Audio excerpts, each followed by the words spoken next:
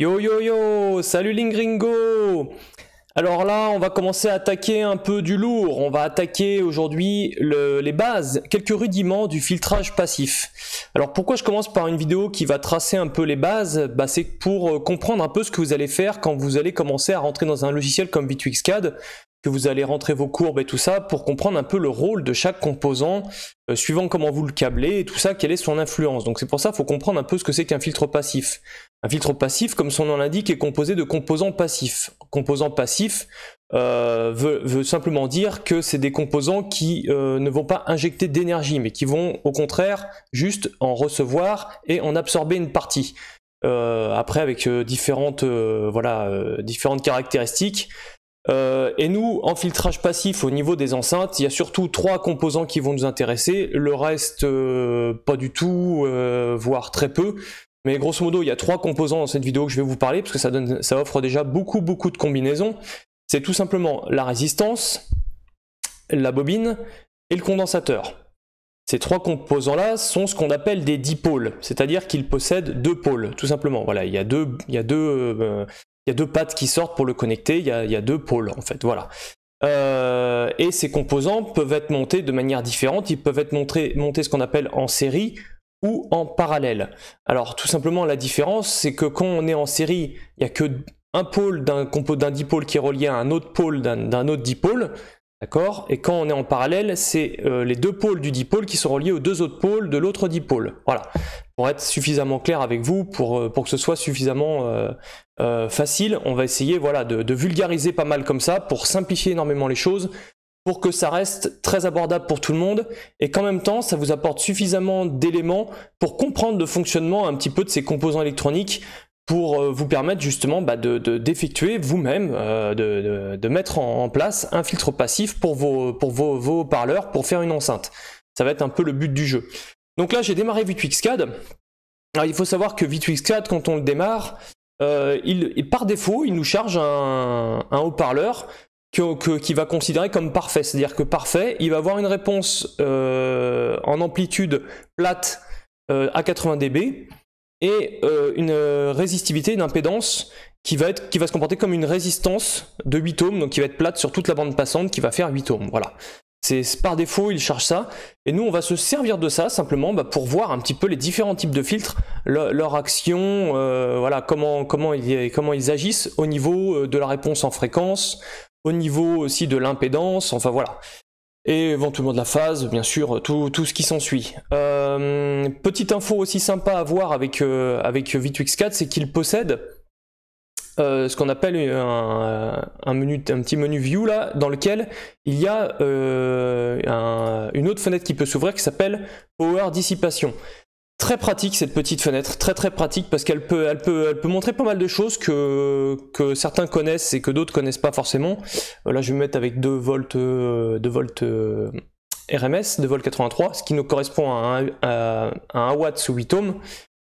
Et bien ça nous permet d'observer en fait les courbes de puissance ou de courant ou de tension, et en plus d'avoir une sélection au niveau du pic ou du dBV pour tout ce qui est tension. Mais voilà, ça nous permet d'observer, et pour les différents composants en plus, soit pour les inductants, soit pour les inducteurs, ce sont les bobines bien sûr, soit pour les condensateurs avec les capacités, soit pour les résistances en fait. Et on peut aussi le mettre au niveau de la sortie de l'ampli, ou pour les haut-parleurs qui sont dans votre filtre. Donc c'est un truc qui est pas mal, qui vous permettra de voir quelques interactions en fait quand vous mettez des composants, et puis surtout de voir comment dimensionner aussi vos résistances, voir vos bobines des fois, parce que la consommation en puissance est assez forte, parce qu'il y a des composants qui ont besoin d'absorber beaucoup d'énergie à certains endroits pour réduire justement leur amplitude. Et donc ça c'est le rôle des composants passifs, ils vont absorber une partie de cette énergie, et donc c'est eux qui vont l'encaisser, qui vont devoir la dissiper. Donc cette fenêtre là sera très importante, on la verra peut-être plus quand on abordera carrément le filtrage d'une enceinte, pour voir un petit peu le comportement de la puissance suivant les composants et tout ça. Voilà, c'était juste pour vous indiquer ça, mais déjà cette fenêtre là vous pourriez la laisser ouverte et regarder ce qui s'y passe aussi dans tout ce qu'on va faire après. Moi je vais pas forcément vous montrer maintenant, ça va pas avoir beaucoup d'incidence maintenant, mais vous pourriez le faire si vous voulez faire des essais comme là on va faire, comme on va aborder un petit peu les bases des composants pour y prêter attention et voir justement comment se comporte la tension et le courant et tout ça. Voilà. C'était juste pour vous apporter cette petite précision sur cette fenêtre qui est bien utile. Ainsi que d'autres, bien sûr. Donc voilà plein de filtres que j'ai montés. Alors j'ai été obligé de faire deux parties, hein. Là on voit que c'est partie 1 et partie 2 parce que je pouvais pas en mettre à l'infini, la fenêtre descendait plus après. Donc vous voyez déjà on a du monde à garder, hein. Je vais vous expliquer un peu tout ça. Chose qu'il faut savoir avant de commencer, c'est un petit peu comment se comporte chaque composant. Donc comme on commence par la résistance, on va expliquer comment se comporte ce dipôle qui est une résistance. En fait la résistance s'oppose au passage du courant. Voilà, c'est comme ça que c'est décrit. Généralement, une résistance, ça s'oppose au passage du courant. Donc, plus une résistance est importante, plus le courant va diminuer. Parce que vous connaissez la fameuse formule U égale RI. Même si là, on n'est pas dans du continu, c'est pas grave. Enfin, quand on est en alternatif, on n'est pas dans du continu. C'est pas grave, on peut raisonner un peu en continu. C'est pas un problème ici. Comme je vous le dis, on va essayer de vulgariser beaucoup et de rester simple. Donc, on retient simplement la formule U égale RI. Ce qui fait que quand, s'il y a U qui est tension, la tension fait 10 volts, et que vous avez une résistance de 10 ohms, bah U égale RI, vous avez I qui est égal à 1 ampère. Si vous montez la résistance pour que U, votre générateur de tension, qui est affectable à 98% des amplis du marché, si c'est pas plus, enfin voilà, c'est des générateurs de tension, bah, si vous voulez maintenir ces 10 volts mais que vous changez la résistance, c'est le courant qui va s'adapter, donc c'est l'ampli qui va devoir débiter un courant différent, d'accord ? Voilà ce qui se passe. Et donc cette résistance va absorber une partie de l'énergie, une partie de la tension, parce qu'on a en gros un pont divers, c'est comme si on avait une résistance là et une autre résistance là, et ben ils se partagent grosso modo l'énergie distribuée par la source de tension, ici le générateur. Ce qui fait que quand on relie, hop, comme ceci, et attendez, parce que j'ai mis tous les haut-parleurs en mute, bien sûr, pour pas qu'il y ait d'influence, voilà, quand on relie une résistance de 10 ohms à un haut-parleur, normalement le haut-parleur parfait qu'on avait vu, qu'on avait rentré, était à 80 dB, et ben là on tombe à 73 dB, ce qui fait que la résistance absorbe en fait, elle, grosso modo 7 dB sur toute la bande passante. Ça va être son rôle. Si je relie un fil en fait entre ça et ça, que je la court-circuite, c'est-à-dire que comme si je faisais, si elle n'existait plus, voilà, je retrouve mon niveau que j'avais avant, c'est-à-dire les 80 dB de mon haut-parleur, voilà. Donc ça je peux l'annuler, hop, avec un petit CTRL Z. Donc la résistance, voilà son rôle. Et ici, vous voyez, elle est montée en série. En parallèle, on verra que y a des choses qui se passent quand on monte les composants en parallèle. On le verra après. J'expliquerai un petit peu après le rôle de tous les composants quand on les montera en parallèle. Pour l'instant, on va rester sur montage en série. C'est-à-dire qu'il y a un pôle qui est relié à un autre pôle. Vous vous rappelez, parallèle, c'est un pôle, enfin les deux pôles sont reliés ensemble. Donc là, c'est-à-dire qu'il faudrait que je relie ici, hop, à ici, et là j'aurai les pôles qui sont reliés ensemble, donc là je serai en parallèle, montage parallèle. C'est pas le cas, on va pas faire ça. Donc la résistance, déjà on voit, elle absorbe sur toute la bande passante, eh bien elle absorbe de l'énergie, et suivant sa valeur, bien sûr, ça fait fluctuer le niveau. Voilà, vous voyez, je vais remonter le niveau parce que je vais diminuer sa valeur, donc je vais faire comme si elle allait devenir un fil, parce qu'un fil c'est justement une impédance qui est très basse, qui est équivalente à 0. Donc plus je vais descendre, plus je vais remonter mon niveau, et au contraire, plus je vais monter la résistance, plus elle s'oppose au passage du courant, plus en fait elle pompe de l'énergie, grosso modo, hein, on va dire ça comme ça, elle pompe de l'énergie. Et chose que je vois qui est pas normale, c'est que ici, je devrais avoir ma... Pourquoi je l'ai plus? Alors attendez, je vais supprimer, parce que là il y a un truc qui bug apparemment. Voilà, là on voit voilà l'impédance, elle est revenue, je sais pas pourquoi elle avait disparu, hein. Si, je sais peut-être pourquoi elle avait disparu, c'est que j'étais, oui, non, excusez-moi, j'avais pas fait attention, j'étais monté trop haut, et j'ai dépassé le seuil des 40 ohms, voilà, j'étais à 39, donc forcément l'impédance était au-dessus, excusez-moi, c'est de ma faute, j'avais pas fait attention que j'étais monté si haut. Je croyais qu'elle avait disparu, non, elle n'est pas disparue, c'est juste qu'elle était beaucoup plus haut sur l'échelle, bon c'est pas grave. Et vous voyez, bah, justement, au lieu d'avoir un haut-parleur, enfin, au lieu que la source voit une charge de 8 ohms avec le haut-parleur, si on rajoute une résistance en série, ça fait monter l'impédance globale du circuit vu par l'ampli. Voilà. Donc voilà pour la résistance, un petit peu son rôle quand elle est montée en série. Ensuite, on va aborder le cas des bobines. Alors les bobines qui possèdent une valeur d'inductance, ici 1 millihenry, possèdent aussi une impédance, il faut le savoir. Les condensateurs aussi en ont une, mais beaucoup moins importante, parce qu'en fait une bobine c'est tout simplement un fil qui est enroulé sur lui-même, et un fil ça possède une résistivité au bout d'un moment, suivant son diamètre, sa section et sa longueur, fait qu'au bout d'un moment on a une résistivité qui apparaît. Et donc c'est pour ça que la bobine, on a une petite résistivité qui est marquée avec. d'accord?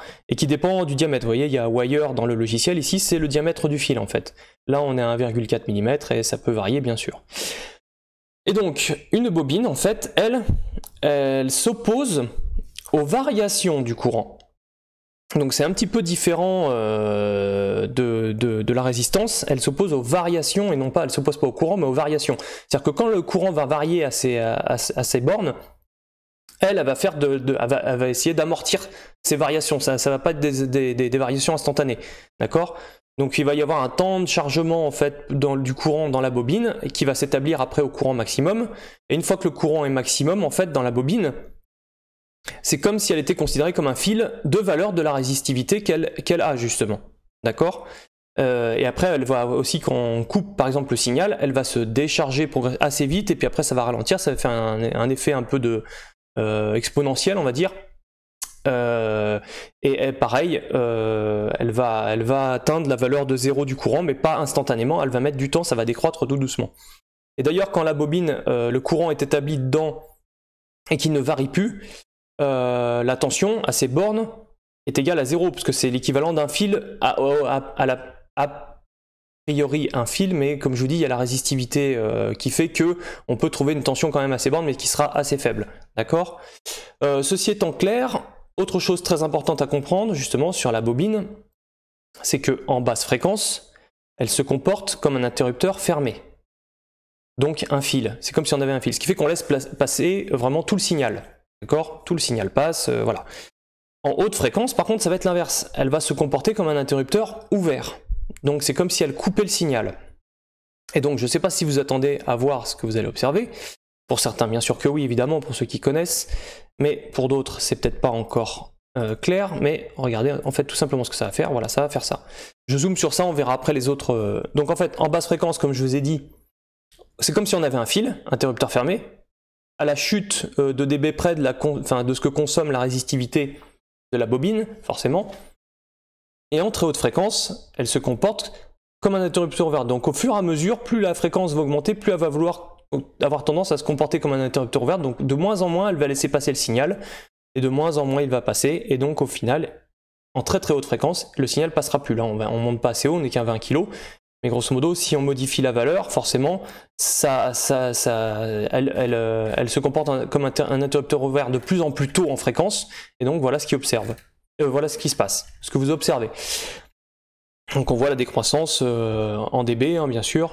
Vous voyez. Donc voilà le rôle grosso modo d'une bobine. Et là, en fait, on a un filtre du premier ordre. Voilà, quand on a un composant égale un filtre du premier ordre. Et ici, c'est donc un filtre passe-bas parce qu'on laisse passer les basses fréquences. Et vous verrez donc sur tous les schémas de filtrage que vous observerez, justement le woofer possède un filtrage de type passe-bas et que vous observerez souvent comme premier composant une bobine, tout simplement. Après, il y aura peut-être quelques petits artifices autour d'elle éventuellement, ou en amont, mais qui ne seront pas en série, qui seront en parallèle, on expliquera le rôle après. Mais le premier composant, généralement en série sur un filtre passif, sur le filtre du woofer, ce sera un passe-haut et ça commencera par une bobine. Voilà. Et donc, rappelez-vous bien, en basse fréquence, ça se comporte comme un interrupteur fermé, en haute fréquence, comme un interrupteur ouvert. D'accord? Jusqu'ici, tout va bien. La kappa, condensateur ou kappa, voilà, on appelle ça comme on le veut, on comprend du moment qu'on comprend ce qu'on dit, tout va bien. Hop, elle, eh ben, c'est l'inverse. C'est l'inverse de la bobine. C'est-à-dire qu'elle s'oppose aux variations de tension, non pas de courant, et que donc, voilà ce qu'on va observer, c'est que elle, c'est en haute fréquence qu'elle va se comporter comme un interrupteur fermé, et en très basse fréquence qu'elle va se comporter comme un interrupteur ouvert.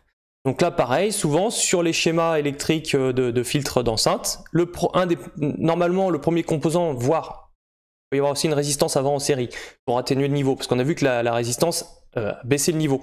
Donc des fois le cycle Twitter est trop fort, on peut filtrer soit ici, soit ailleurs, je vous montrerai après.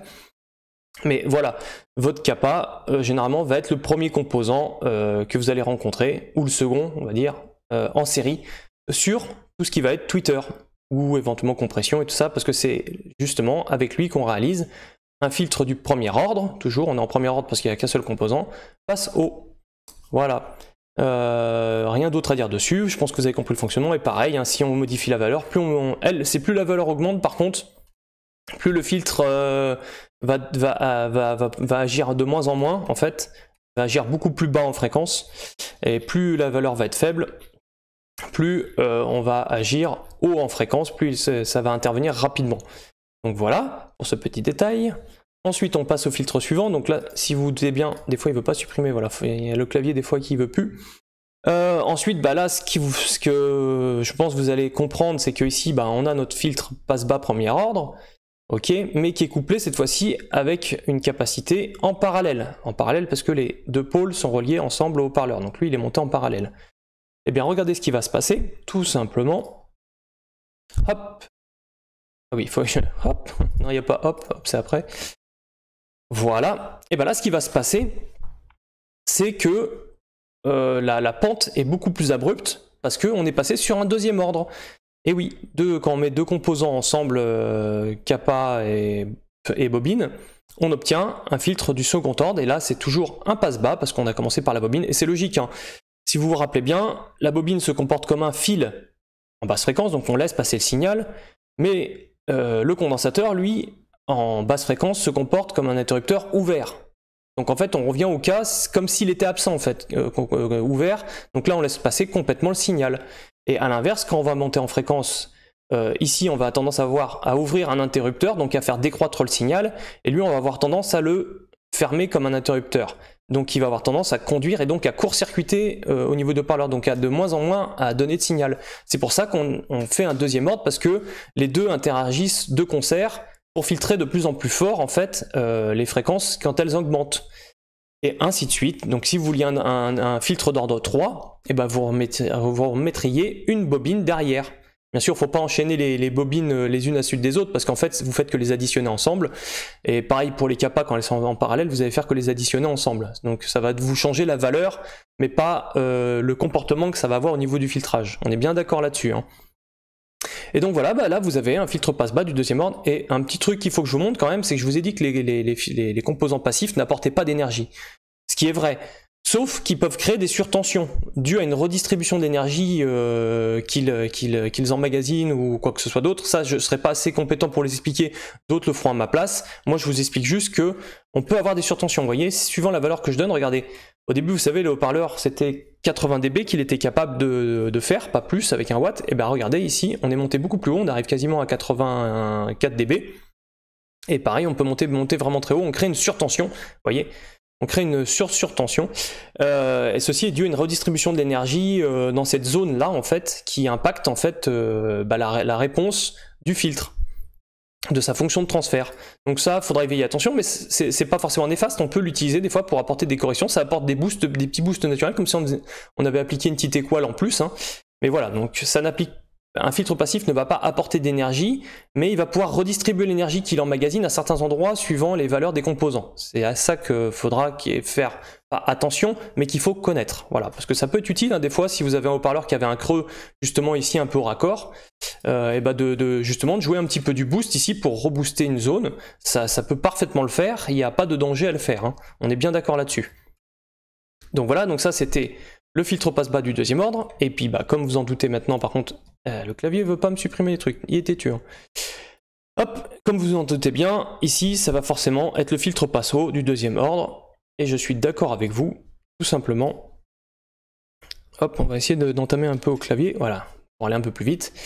Et donc bah, là voici le filtre passif du deuxième ordre en passe haut.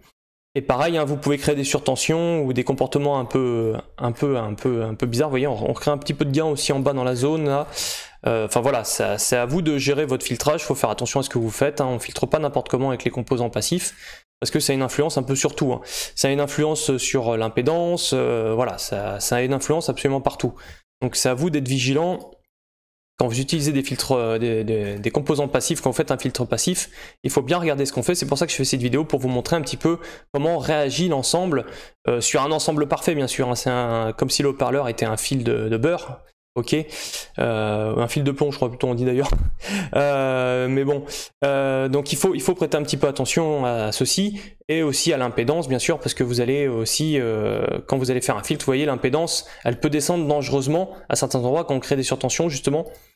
Vous allez créer justement des zones où les amplis vont commencer à galérer. Vous voyez, je suis à 2 ohms. Alors suivant si c'est... Et en plus c'est un haut-parleur pas fait qui fait 8 ohms. Imaginons que c'est un haut-parleur où je descends à 4 ohms, bah votre valeur elle est encore plus basse, hein. On est bien d'accord, hein. Donc restez vigilant quand même à beaucoup de choses, hein. Quand on fait un filtre passif, il faut rester vigilant bien sûr à tout ce qui est phase, réponse dans l'axe, en prenant attention aussi à la réponse en puissance. Enfin voilà, la réponse dans l'axe est corrélée à la réponse en puissance, grosso modo, on va le dire comme ça, c'est plus correct. Mais méfiez-vous aussi de votre impédance, à ce qu'elle soit pas trop basse, parce que sinon vous risquez d'avoir des problèmes. Donc on a vu le filtre passo de deuxième ordre comme ceci, et maintenant on va voir un autre petit truc. Là, j'ai mis un composant en parallèle avant d'avoir un autre composant quelconque sur le filtre. Et on va voir justement à quoi ça sert, quelle est l'influence de ça. Donc vous vous souvenez du filtre de tout à l'heure que je vous avais mis, le filtre passe bas du premier ordre avec la bobine. Et bien là, qu'est-ce qui se passe?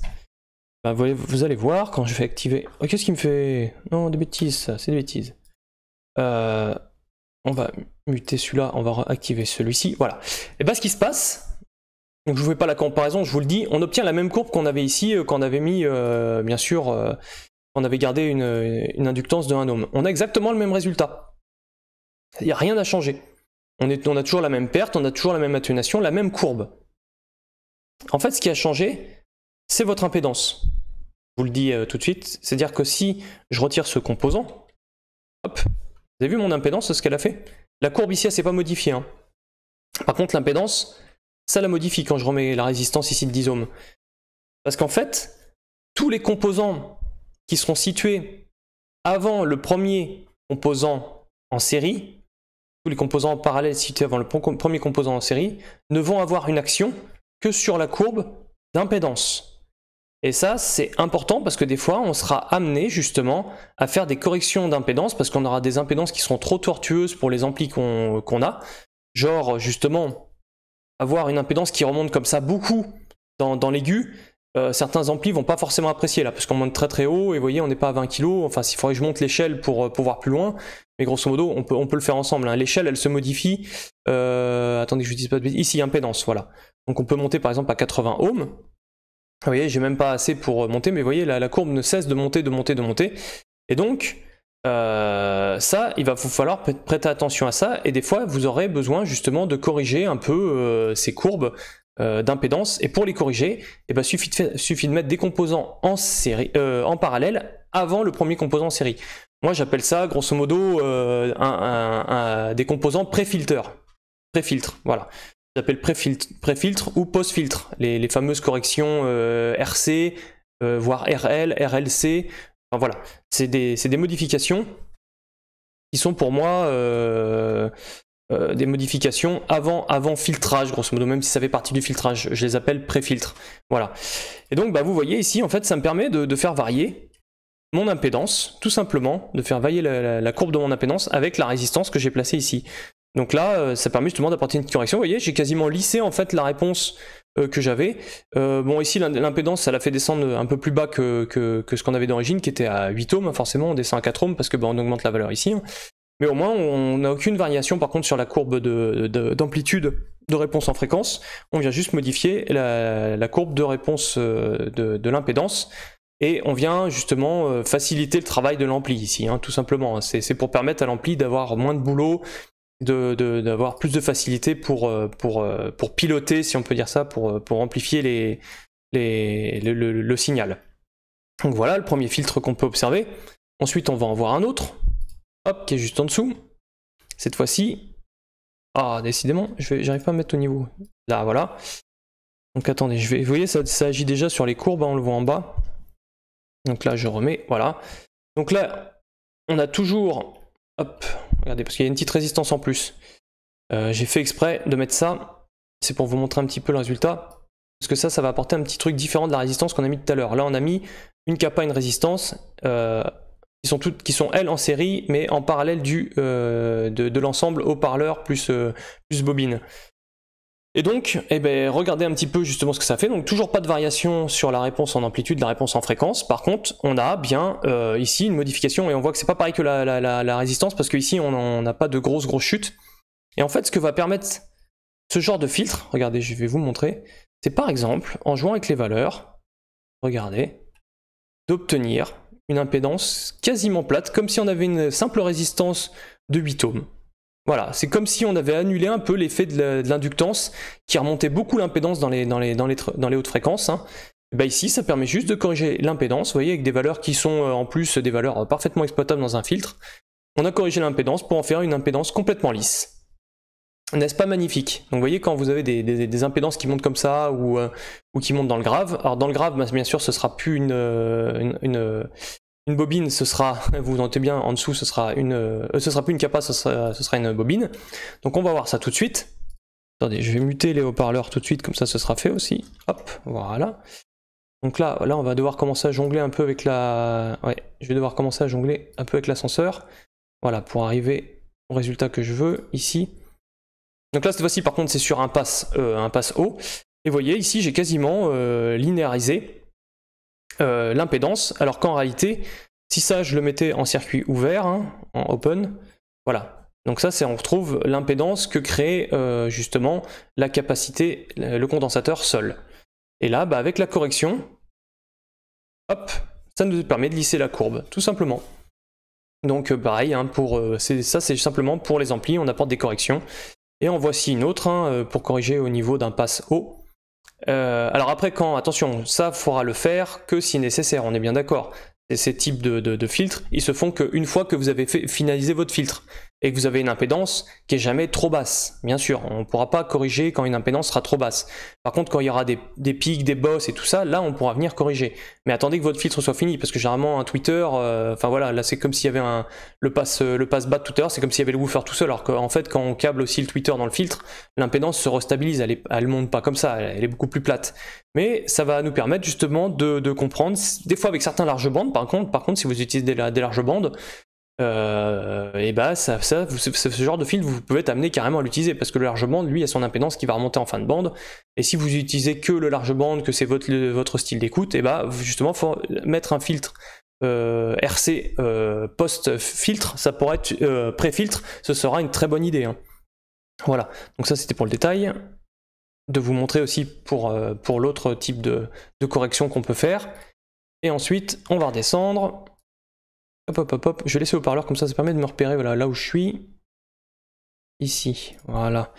Donc là je vais muter ce haut-parleur, je vais activer l'autre. Et donc, là... Ah, j'aurais dû, attendez. Non, mais pas inverte, mais non, il fait n'importe quoi le bonhomme. C'est pas possible ça. Puis il me prend pas mon raccourci, ça j'adore. Voilà. Non, ici je vais plutôt vous dire, à votre avis, qu'est-ce que ça fait? Ah bon, du coup, je vous l'ai montré, c'est nul, mais bon, je voulais vous poser une question en fait. À votre avis, qu'est-ce que ça va faire? Vous vous rappelez, la bobine en basse fréquence se comporte comme un fil, donc elle laisse passer le signal. Par contre, en haute fréquence, elle se comporte comme un interrupteur ouvert. Et donc là, par contre, elle coupe le signal. Sauf que le signal, il va passer par la résistance. Et la résistance, on a vu ce que ça fait une résistance toute seule quand ça laisse passer le signal. Ça l'atténue de la valeur de la résistivité qui est mise au niveau de la résistance. On est d'accord. Et bien ici, tout simplement, on va voir l'effet. Il est logique. Hein.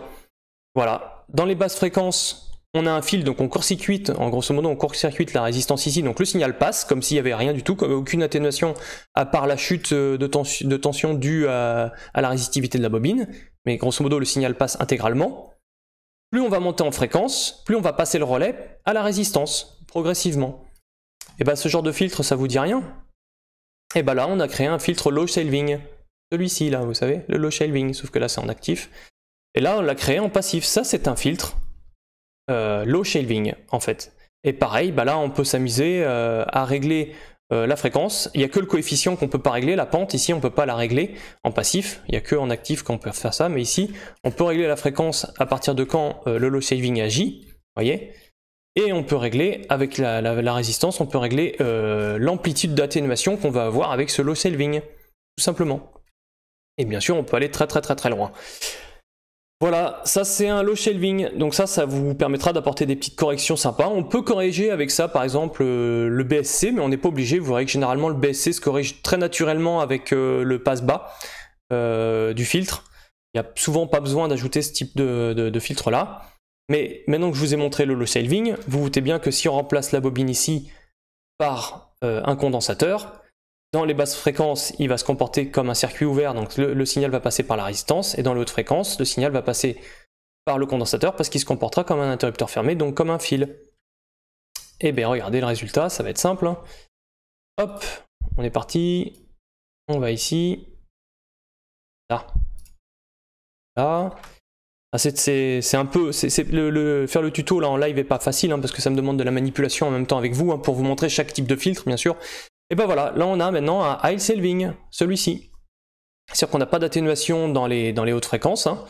Par contre, dans les basses fréquences, on a l'atténuation qui est celle de la résistance par laquelle on passe, tout simplement. Voilà, et donc si on augmente sa valeur, pareil, on va faire jouer ça. Et si on fait varier la valeur du condensateur, on fait juste varier la fréquence du high shelving. Voilà, tout simplement. Et donc là, ça c'est pratique éventuellement pour corriger certains trucs. Le low shelving vous servira plus facilement justement sur, vous savez, une compression avec un pavillon donc, pour justement corriger cet aspect de boss que ça peut avoir. Vous savez, ça a souvent cet aspect-là. Non, donc c'est pas avec le low shelving, c'est avec le high shelving que vous l'atténuerez justement avec lui. Vous laisserez passer le signal dans les aigus parce que vous avez de l'atténuation dans les aigus naturellement avec généralement un pavillon et une compression. Et bien justement, vous atténuerez le signal au fur et à mesure, comme le fait le pavillon en fait. Donc c'est avec le high shelving que vous allez corriger ce genre de problématique. Voilà. Alors, une fois qu'on a vu ceci, regardez, il y a d'autres choses qui nous arrivent derrière. Je ne sais pas si vous vous doutez ce que ça va être. Je me rappelle même plus moi du coup là maintenant, parce que je fais le truc en live, j'ai fait tellement de filtres que je vais finir par m'embrouiller, mais de toute façon je vais voir le résultat s'afficher et donc je vais vous l'expliquer. Hop, de toute façon c'est logique, après il suffit d'interpréter. Hein. Donc ici, ce qui va se passer, c'est que, si, en fait c'est logique. On va recréer ici un low shelving, donc on voit la forme du low shelving, mais comme il y a une résistance, parce que si je vous ai dit, si on mettait un composant en parallèle seul avant un autre élément passif avant, si on faisait pas du pré-filtre, enfin si on fait du pré-filter, justement du pré-filtre, ça agit que sur la courbe d'impédance. Or ici, c'est pour ça que j'ai mis cette résistance en fait, donc ça atténue forcément le signal, hein, d'autant que la valeur est, et derrière on se retrouve avec encore un low shelving, parce qu'en fait, dans les basses fréquences, vous vous rappelez, le condensateur se comporte comme un circuit ouvert dans les basses fréquences. Donc là ici c'est comme si on n'avait rien, donc le signal fait que passer par la résistance de 10 ohms, donc on retrouve la chute à 73 dB qu'on a d'habitude avec justement cette résistance de 10 ohms, et dans les hautes fréquences, et ce condensateur va se comporter comme un filtre, donc comme un fil, donc on va passer ici, et ensuite on va passer par ce fil là grosso modo, et par cette résistance. Et donc on va recréer une atténuation, une espèce de pont diviseur, il y a le signal qui va passer par là, et c'est cette atténuation qu'on voit, et ça crée aussi un filtre low shelving, ok. On crée aussi un low shelving comme ça, et là du coup il y a le high shelving, comme vous vous en doutez, hein, avec justement, on voit le résultat sur l'impédance aussi, hein, vu qu'on avait une résistance de 10 ohms plus 8 ohms au début, on a 8 ohms plus 10 ohms, parce que ça c'est ouvert, on a 18 ohms, hein, c'est logique, hein, c'est le résultat de l'addition des deux. Et ici, on perd, en fait, parce que là, on a une résistance de 10 ohms avec 8 ohms, donc ça fait grosso modo deux résistances en parallèle, parce que là, on considère que c'est un fil de résistance en parallèle, qui ont à peu près la même valeur. Si c'était deux résistances de 8 ohms, ça ferait une résistance de 4 ohms.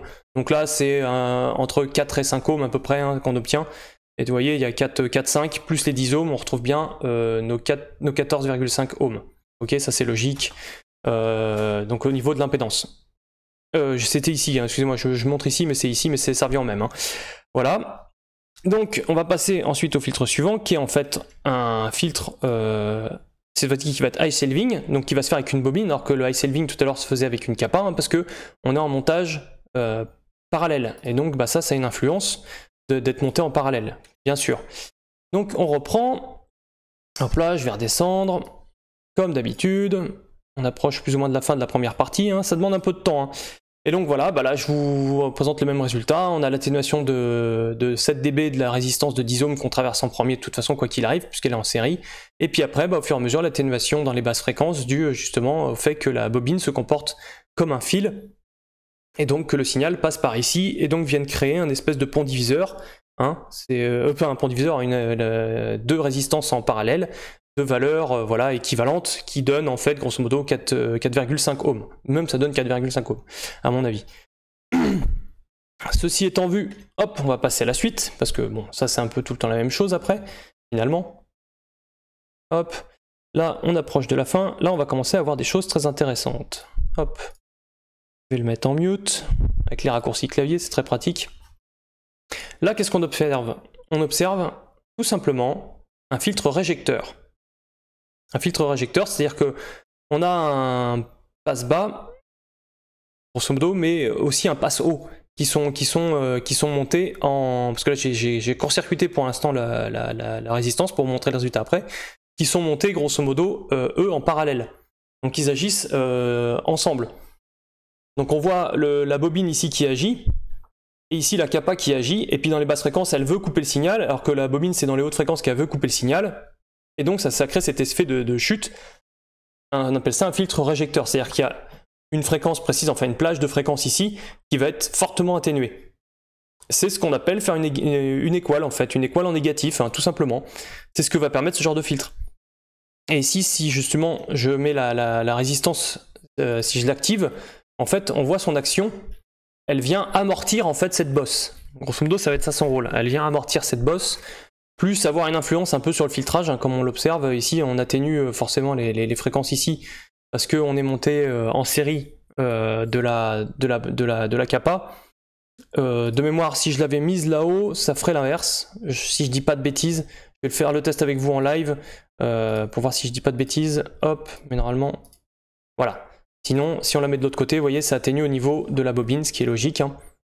Parce que vous vous rappelez, le signal passe, c'est comme si on avait un fil, le fil passe par la résistance et donc on a une atténuation. Alors que ici, quand on a un fil, le signal passe et on strappe la résistance, hein, forcément, donc on envoie plein pot.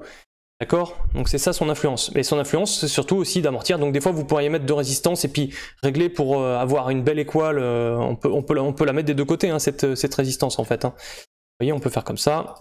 Réduire des deux côtés, mettre les mêmes valeurs, ce qui fait que ça nous fait vraiment une belle équale, vous voyez, bien symétrique, c'est très joli. Et donc ça nous permet de régler l'amortissement en fait de cette chute. Donc ça c'est une chose qu'il faut savoir. Autre chose qu'il faut savoir, par exemple, attendez, celle-là je vais la court-circuiter, c'est que souvent dans des filtres, des fois justement, vous verrez que la première bobine du passe bas justement du filtre du woofer, voire du médium, possède cette petite capa en parallèle de la bobine, et vous allez vous dire bah, pourquoi on fait un réjecteur alors que c'est censé filtrer ici? Parce qu'en fait on se sert de cette capa en fait tout simplement parce que vous verrez que la valeur est souvent très faible, parce que regardez, si je donne une valeur très faible, ce qui va se passer, en fait je vais créer un gros creux, mais ici je vais toujours avoir mon effet de filtre en fait. Là la bobine a un filtre d'ordre 1 grosso modo, voilà. Et après c'est là l'action effectivement de la capa qui vient d'agir, mais on pourrait mettre d'autres composants derrière pour faire comme pour faire un passe-bas. Je pourrais mettre une capa en parallèle, une bobine, donc j'aurais presque un fil du troisième ordre. Mais ici, cette valeur-là, elle va permettre de casser des pics de fractionnement, comme on dit si bien, les pics de fractionnement d'un haut-parleur justement. Un pic qui serait trop fort, on viendrait l'atténuer avec ça, et avec la résistance, on viendrait aussi jouer un petit peu pour pas créer non plus un trou énorme, voilà, parce que l'atténuation peut être très forte avec ce genre de filtre, hein. Comme on le voit ici, hein.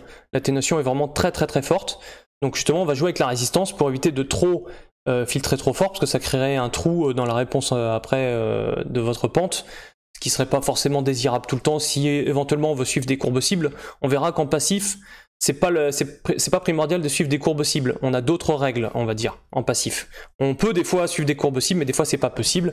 Et donc en fait, voilà, cette petite capa, elle est là généralement pour casser un pic de fractionnement. Voilà son utilité dans un filtre passif. On se sert aussi, de ce type de filtre pour faire bien sûr des filtres de réjection. Mais on utilise généralement une autre méthode qui est le RLC en parallèle, et donc on n'utilise pas vraiment ce principe-là dans le schéma de filtrage avec les deux résistances, vous voyez, pour faire des belles équales, parce que justement ça vient consommer, vous voyez ici, ces résistances, parce qu'on essaie d'amortir le pic. elles viennent consommer du niveau, que ce soit dans l'aigu ou dans le grave. Donc à moins qu'on arrive à le gérer pour que ça ait une incidence positive au niveau de la réponse, mais sinon on évite de faire ça, d'accord? Ça c'est pour vous le préciser, mais c'est pour vous montrer quand même que ce genre de filtre existe, mais c'est surtout pour vous montrer que nous on l'utilise généralement dans le filtrage, ceux qui font des filtres passifs l'utilisent généralement pour justement venir casser un pic de fractionnement, d'accord? Et en apportant une petite résistance généralement pour justement calmer un peu. Par exemple là voilà, si le haut-parleur avait un pic grosso modo de 5-6 dB, voire un peu plus, 5-6 dB dans sa réponse, et bien avec ça on viendrait l'atténuer en fait de cette manière là avec une résistance. Voilà, ça c'était pour vous montrer ça. Donc maintenant, même principe, hop, j'ai encore le clavier qui veut pas répondre, le logiciel me l'interdit, petit coquin.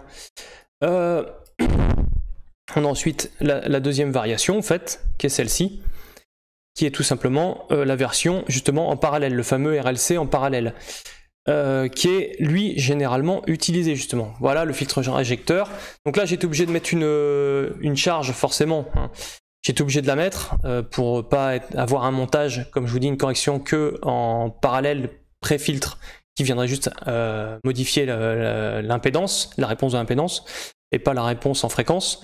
Donc j'ai mis cette résistance, donc forcément le niveau baisse à 73 dB, mais par contre ici, si je fais modifier ma résistance, regardez, là par contre le niveau ne bouge pas aux extrémités, vous voyez. Là ici, on a toujours nos 73 dB. Là ici, la résistance ne va pas influencer le niveau, elle va juste vraiment venir régler le pic. Donc voilà généralement pourquoi on n'utilise que des RLC pour faire justement des petites équales comme ça, pour venir apporter des corrections. Et bien sûr, tout à l'heure, j'ai pas fait varier Enfin si, j'ai fait varier bien sûr la kappa, mais j'ai pas fait varier la bobine, mais je vais le montrer plutôt ici, en faisant varier justement les valeurs. Et ici, je vais... Oh, c'est qu'il faut que je vois là. Plus je vais monter la valeur de ma bobine et plus je vais descendre la valeur de mon condensateur, plus je retrouve une même fréquence, mais vous voyez, le pic est de plus en plus resserré par contre. D'accord? Donc ça, c'est important de le voir. Le pic va être de plus en plus resserré, donc, et va avoir de moins en moins d'influence. Et forcément, parce qu'on va resserrer en fait l'effet des interrupteurs. Comme je vous ai expliqué tout à l'heure, on referme les effets des interrupteurs forcément, donc ça devient de plus en plus étroit parce qu'il y en a un qui essaie de conduire le plus longtemps possible, l'autre aussi, et du coup bah, ça réduit de plus en plus. Voilà. Donc après, si on veut justement élargir cette réponse, tiens, un téléphone qui sonne, j'aurais dû le couper, je suis désolé, excusez-moi. Je ne sais même pas si vous l'entendez d'ailleurs, mais c'est pas grave. Et donc bah, si on veut élargir justement cette égalisation pour avoir une grosse correction, on fait varier en fait grosso modo le coefficient Q, vous savez, sur les filtres actifs. Et bah regardez, voilà, c'est tout simple, il suffit de prendre, bon vous voyez, là on arrive à des valeurs un peu extravagantes au bout d'un moment, hein, forcément. Hein. Et bah suffit voilà, de faire varier la valeur de vos composants, et puis vous avez cette fois-ci une grosse égalisation que vous pouvez réaliser, qui va être de plus en plus franche, mais qui va devenir vite coûteuse au niveau de la kappa. Mais généralement, voilà, en actif, bon, c'est un peu plus facile hein, de faire ce genre d'égalisation. C'est pour ça que généralement, on évite de faire des RLC filtrage passif, on essaie de s'en passer. Des fois, on peut pas s'en passer, donc on est obligé de les mettre. Tant pis, il faut le mettre, hein, si c'est obligatoire, on le met. Mais on essaie de s'en passer parce que c'est quand même gourmand en composants, ça demande généralement 3 composants quand même. Hein. Mais bon, il y a des fois on n'aura pas le choix. On n'a pas eu le choix d'ailleurs pour la Bounty, donc on l'avait mis. Hein, donc justement après je vous montre un exemple justement avec les filtres qu'on a mis sur Bounty. Donc voilà pour les filtres réjecteurs, grosso modo, parce que c'est un filtre réjecteur aussi, on considère comme un filtre réjecteur. Voilà sur cette partie, j'espère que ça a été suffisamment clair pour vous. Je vais continuer la partie 2 dans la vidéo directe, hein. Je pense que je vais pas démarrer notre vidéo, ça va peut-être faire un peu long, mais bon tant pis, vous avez l'habitude que je fasse des vidéos longues. Donc là on va passer à la partie 2. Et là cette fois-ci, maintenant, vous voyez les composants, là je les mets plus en parallèle l'un de l'autre, je les mets en série. Et ben en série, ça nous fait un filtre passe-bande, tout simplement. C'est le résultat qu'on obtient, ça nous fait un filtre passe-bande ici, dont on peut faire varier pareil, voilà la valeur ici. Alors le filtre passe-bande est assez limité, hein, vous allez rapidement le voir, là voilà, on vient juste jouer un peu sur la valeur de je vais y arriver, sur la valeur de la fréquence, mais aussi on va resserrer la bande passante. Hein. Donc des fois on sera vite limité avec ce genre de filtre, hein, bien sûr. Hein. Ça apportera quelques limitations. Si on veut vraiment avoir large, il faut, comme tout à l'heure, avoir un condensateur de très forte valeur, et après jouer avec la bobine pour retrouver la résistance la fréquence qui nous plaît. Mais vous voyez, on élargit vraiment beaucoup après. Donc faut un peu jongler avec tout, hein, vous voyez, parce que bah, là on règle le filtre grosso modo passe haut, et puis là on règle le filtre passe bas, hein, tout simplement, hein, c'est juste ça. Mais bon, on peut regarder arriver facilement à faire un résultat très plaisant, hein. Et puis on peut rajouter des résistances pour abaisser le niveau si besoin est, hein, comme je vous ai montré tout à l'heure. Donc ça c'est voilà, c'est le premier passe-bande. Donc on peut aussi faire un passe-bande bien sûr en parallèle, hein, on peut faire les deux types. Donc généralement par contre ça se situera après le premier composant, comme vous le savez, comme vous l'avez vu tout à l'heure, ça se situera après. Oh décidément je vais pas y arriver avec ce truc là. Voilà. Donc ça c'est le filtre passe-bande, hop, mais ici qui est en parallèle. Donc on a la même chose hein, en fait tout simplement. À l'atténuation près ici que bien sûr il y a la résistance qui vient pomper d'énergie.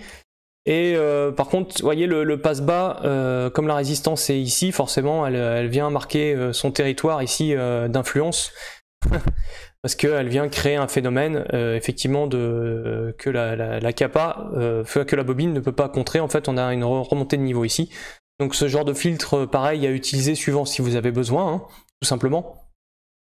Donc vous voyez le résultat, il suffit de faire varier les réponses pour voir à peu près ce qu'on peut obtenir comme réponse. Hein. Autre filtre. Lâche-moi.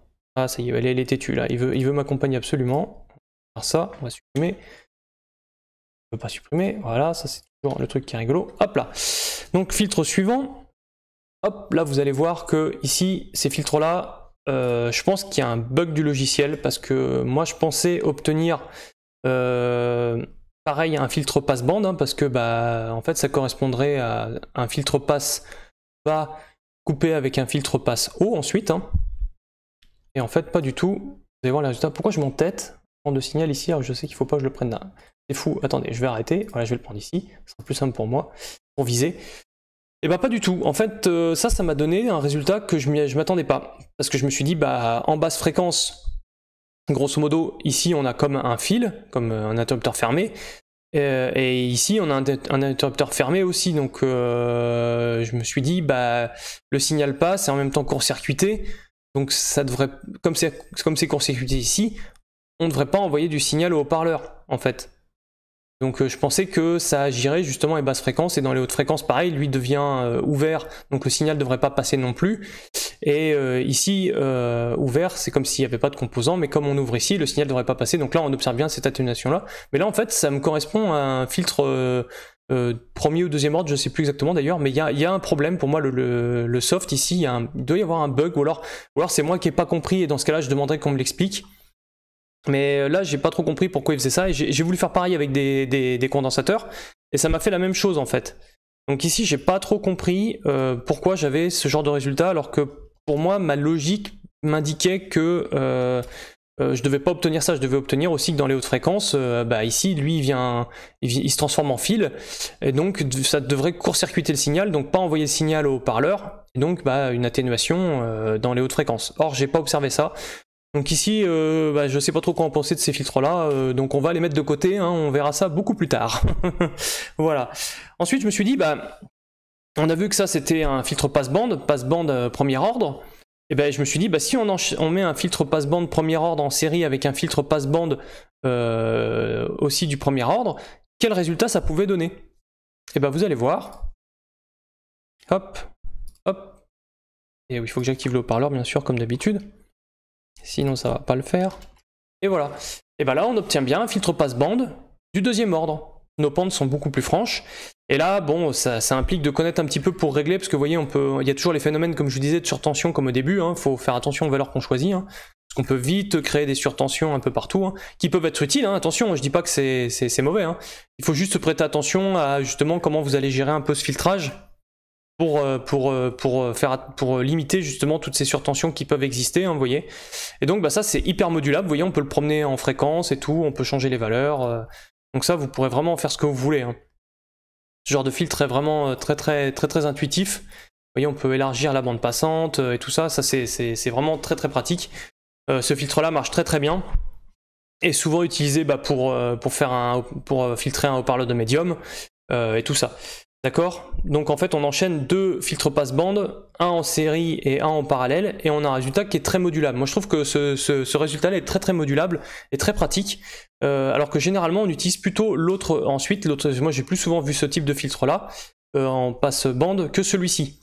Je m'interroge pourquoi, parce que finalement celui-ci, vous voyez, la réponse est vraiment très plaisante et facile à régler, je trouve. On arrive à des résultats assez cohérents rapidement.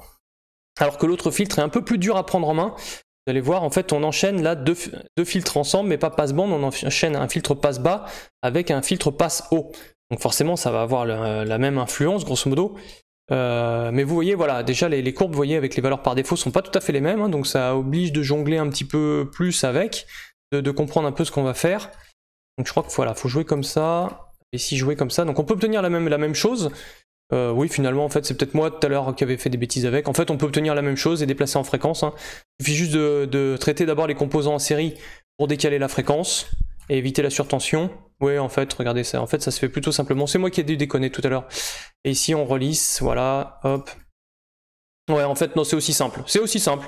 La différence entre les deux, bah, ça va être la différence au niveau de l'impédance. Hein. Déjà ici, je pense qu'il va y avoir une différence. Non, j'en ai pas vu. Vous ferez le test chez vous. Voilà, parce que bon, mon tutoriel va avoir ses limites, hein, notamment en temps, hein, parce que si je fais un tutoriel d'1 heure, vous allez me dire, ouais, bah t'es bien gentil, mais bon, ça dure, tes vidéos. C'est vrai, je m'en excuse, mais à culpa. Mais bon, ça prend du temps d'expliquer les choses, et je préfère bien expliquer les choses que, voilà, quoi. Surtout qu'on arrive après, à la fin, vous allez voir, on va passer sur, justement, le filtre de la bounty. On va passer sur le filtre au niveau du Twitter et le filtre au niveau du médium de la bounty. Comme ça, vous allez comprendre ce qui a été fait un petit peu. On va revoir ça ensemble. Et donc voilà, donc ce filtre-là, passe-bande aussi, bah, réglable pareil en fait, hein, c'est moi qui déconnais avec les valeurs. En fait, je sais pas comment je m'étais embrouillé, mais j'avais tout le temps des pics de surtension, je me démerdais mal. J'avais peut-être été un peu vite et je m'étais peut-être trompé de valeur sans faire attention. Enfin bref, ça fonctionne aussi bien en fait, et on peut faire les deux. Les deux ont peut-être plus ou moins leur logique, j'en sais rien du tout. Hein. Généralement, c'est vrai qu'on applique le filtre passe-bas d'abord pour casser l'énergie qui est envoyée en fait aux composants, et ensuite on fait le filtre passe-haut pour atténuer les hautes fréquences, et puis basta quoi. C'est peut-être plus la logique à la rigueur qu'on va dire.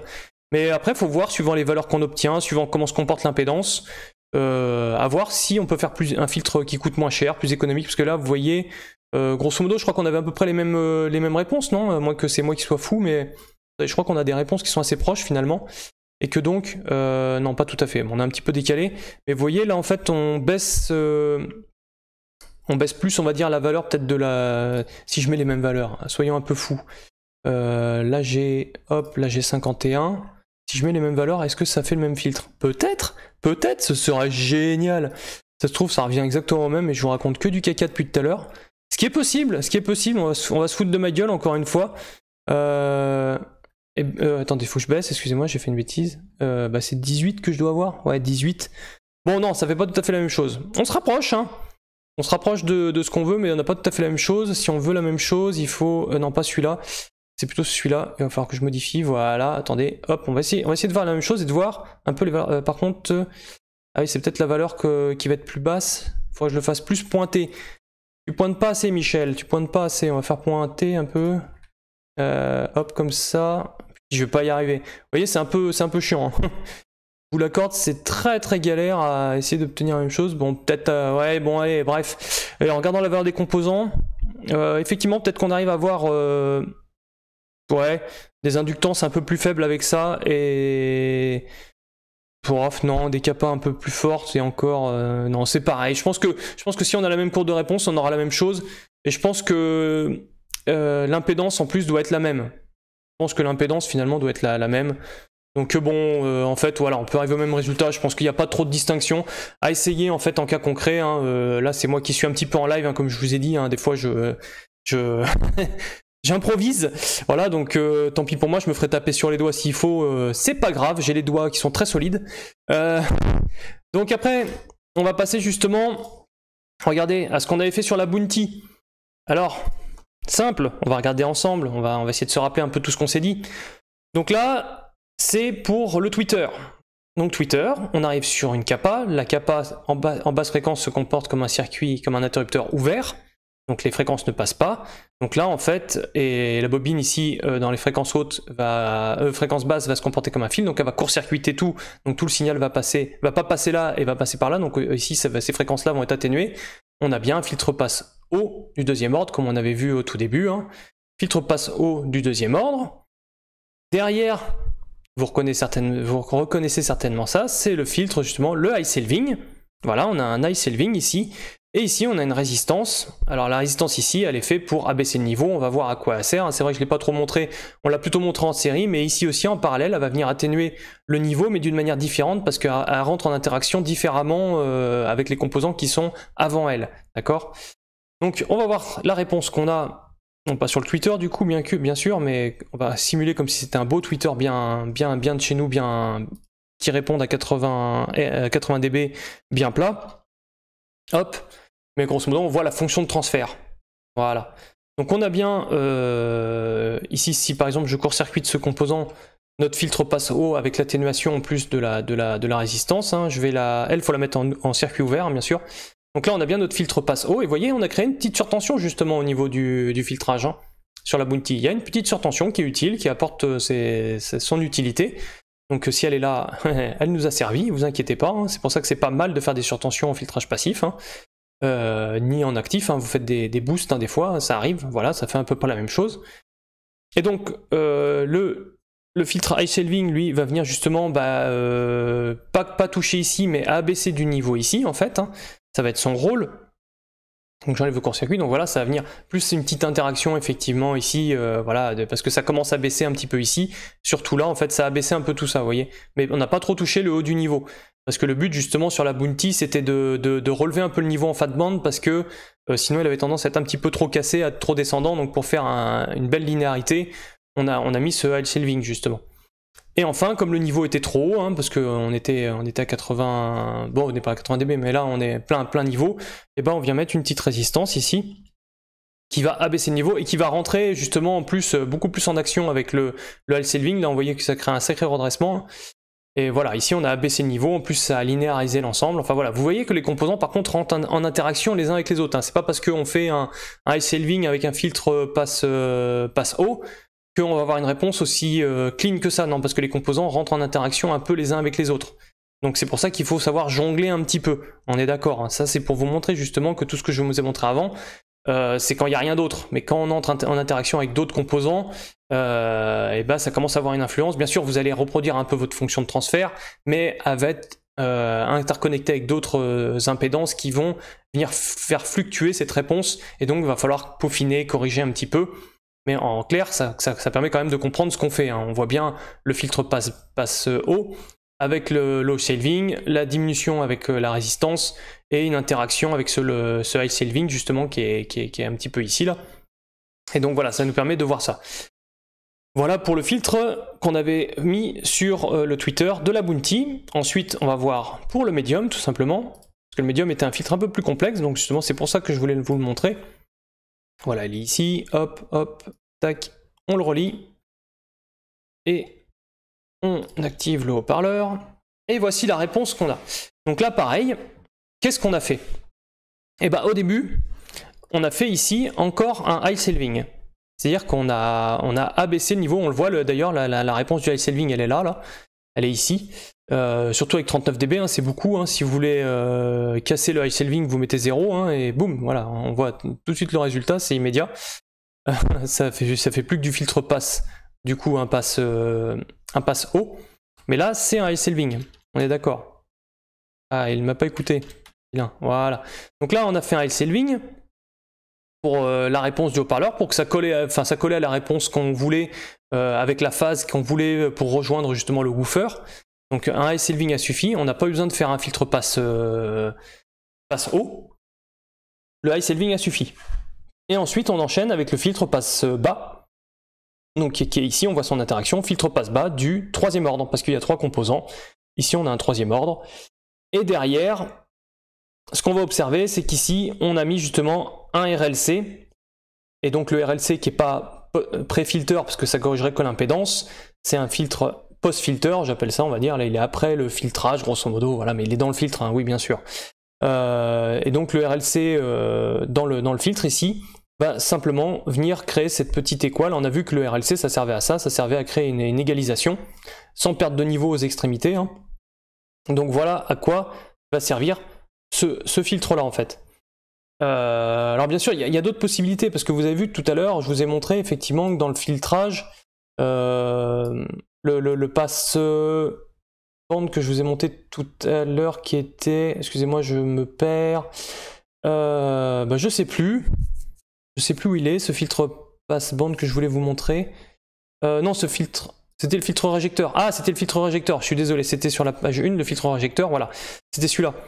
Eh ben, on pourrait éventuellement sur la Bounty effectivement effectuer un peu ce même genre de truc, c'est-à-dire que ça viendrait filtrer effectivement une partie de la bande passante et l'autre aussi. Avec cette résistance, on pourrait créer ce high shelving en fait, on pourrait créer cette atténuation avec ce genre de filtre, hein. C'est une alternative. Ça pourrait remplacer éventuellement peut-être l'URLC, il faudrait refaire de la bidouille, du filtrage éventuellement.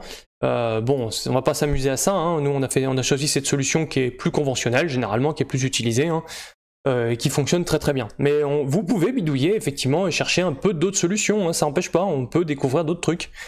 Donc voilà, on a mis le RLC ici qui nous permet de corriger effectivement un petit problème qu'on avait ici d'une bosse qu'on est venu gommer, et voilà, l'atténuation est gérée par la résistance ici, hein. On vient gérer l'amortissement de cette bosse, de ce creux qu'on crée, plutôt c'est plutôt un creux, mais on vient gérer la bosse du haut-parleur.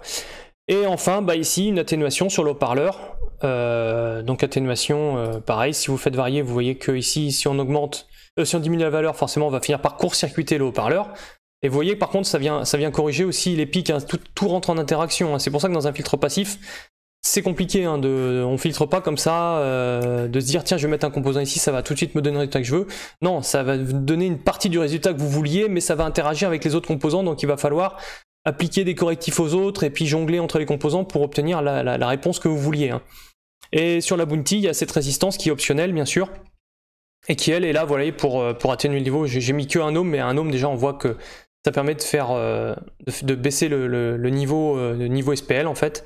Et elle est réglable, je sais plus de quelle valeur avait dit Androuski, mais bon voilà quoi, ça cette résistance là elle est faite justement pour abaisser un peu de niveau, plutôt que d'utiliser cette résistance là, parce qu'elle vient modifier un peu trop la réponse qu'on avait, qui nous convenait très bien. Donc voilà pour ce petit tuto sur les bases un peu de l'électronique et du filtrage passif, hein. Donc j'espère que ça vous sera utile, j'espère que vous avez compris plein de trucs. J'espère que la vidéo n'a pas été trop longue, n'a pas été trop compliquée. Si j'ai commis des erreurs, venez me corriger, n'hésitez pas, ou apporter des compléments d'informations. Faut pas hésiter, j'y vais de mon amateurisme. Voilà. Donc voilà. Qu'est-ce que vous dire d'autre? La suite en fait, la suite de ça va être ensemble de faire une enceinte de voix passive. Donc j'ai déjà commencé à enregistrer les courbes polaires, tout ça, j'ai tout enregistré sur PC, je travaille déjà dessus. Je fais d'abord un filtrage en actif pour voir la réponse que je désire avoir, qui me donne le meilleur équilibre tonal en fonction de la réponse en puissance et la réponse dans l'axe et tout ça. Enfin voilà, je fais la réponse qui moi me semble le mieux à obtenir, et après on essaie de la reproduire justement en passif pour justement avoir ce même confort d'écoute, parce que ce qui va être important c'est la réponse grosso modo que j'aurai obtenue en actif, qui m'aura le plus satisfait.